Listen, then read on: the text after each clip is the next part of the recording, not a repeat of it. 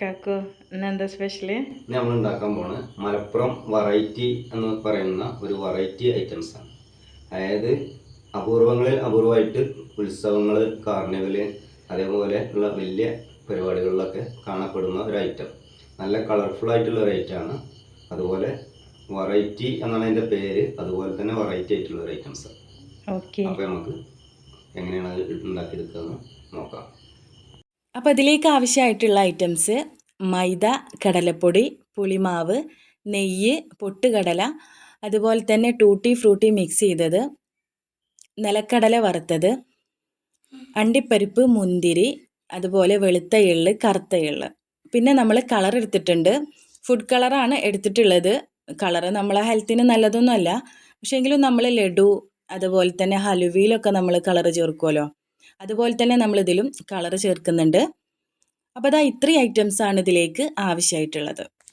ഇനിയിപ്പോൾ അതാ അത്യാവശ്യം വലിയൊരു പാത്രം എടുത്തിട്ടുണ്ട്. അതിലേക്ക് കുറച്ച് കടലപ്പൊടി ഇട്ട് കൊടുക്കുക. കടലപ്പൊടി കുറച്ചധികം തന്നെ ഇട്ട് കൊടുക്കണം. പിന്നെ അതിലേക്ക് മൈദ ഇട്ട് കൊടുക്കുക.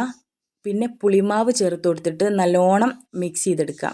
വെള്ളം ചേർത്തിട്ട് നല്ലോണം മിക്സ് ആക്കിയെടുക്കുക. അപ്പോൾ ഇതാ ഇതുപോലെ കൈവച്ചിട്ട് മിക്സ് ചെയ്തെടുക്കുക. കൈവച്ചിട്ടാവുമ്പോൾ നല്ലോണം മിക്സ് ആയിട്ട് കിട്ടുമല്ലോ.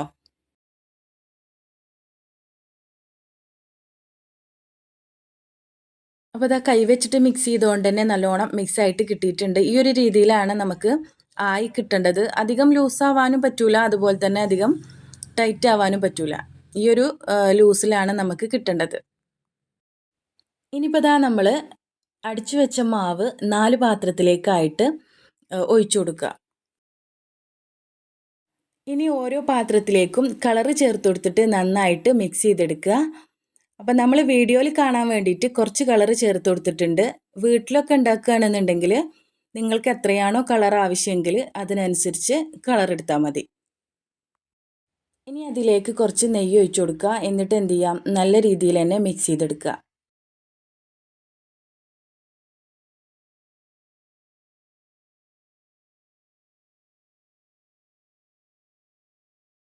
ഇനി ഇതിലേക്ക് കുറച്ച് പഞ്ചസാര ഉരുക്കിയെടുക്കണം. അതിനായി നമ്മളൊരു പാത്രത്തിൽ വെള്ളം വെച്ചിട്ട് അതിലേക്ക് കുറച്ച് പഞ്ചസാര ഇട്ട് കൊടുത്തിട്ടുണ്ട്. നല്ലോണം തിളപ്പിച്ചെടുക്കുക.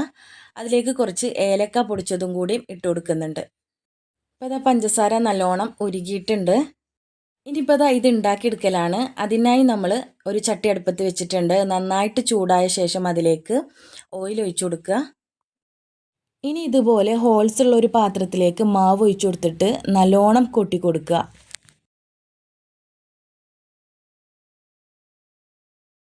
അപ്പോൾ അതാ ചെറിയ പീസായിട്ട് കിട്ടിയിട്ടുണ്ട്. ഈ ഒരു രീതിയിലാണ് നമുക്ക് ആയി കിട്ടേണ്ടത്. അധികം കരിഞ്ഞു പോകരുത്. കളർ മാറുന്നതിന് മുമ്പ് നമ്മൾ കോരിയെടുക്കണം. അപ്പോൾ ഹൈ ഫ്ലെയിമിലിട്ടരുത്, സിമ്മിലിട്ടിട്ട് വേണം പൊരിച്ചെടുക്കാൻ. എന്നിട്ട് നമ്മൾ ഇതുപോലെ പഞ്ചസാര ലൈനിലേക്ക് ഇട്ട് കൊടുത്തിട്ട് കോരിയെടുക്കുക. ഇനിയിപ്പോൾ ഇതാ ഓരോ കളറും ഇതുപോലെ ചെയ്തെടുക്കുക.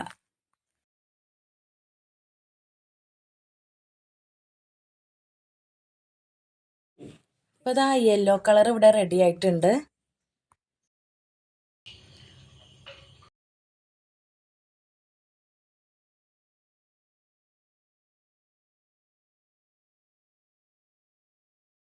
ഇപ്പോൾ ഇതാ റെഡ് കളറും റെഡി ആയിട്ടുണ്ട്.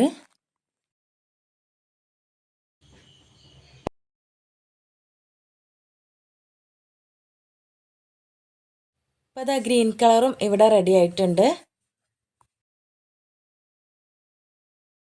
അപ്പോൾ ഇതാ 3 കളറും നമ്മളിവിടെ സെറ്റാക്കി എടുത്തിട്ടുണ്ട്. ഇനി ഇതിൻ്റെ മുകളിലേക്ക് നമ്മൾ നേരത്തെ എടുത്ത് വെച്ച അണ്ടിപ്പരിപ്പ്, മുന്തിരി, കറുത്ത എള്ള്, വെളുത്ത എള്ള്, അതുപോലെ ടൂട്ടി ഫ്രൂട്ടി തേങ്ങാപ്പീൽ മിക്സ് ചെയ്തത്, നിലക്കടല വറുത്തത്, പൊട്ടുകടല എല്ലാം ഇട്ട് കൊടുത്തതിന് ശേഷം നന്നായിട്ട് മിക്സ് ചെയ്തെടുക്കുക.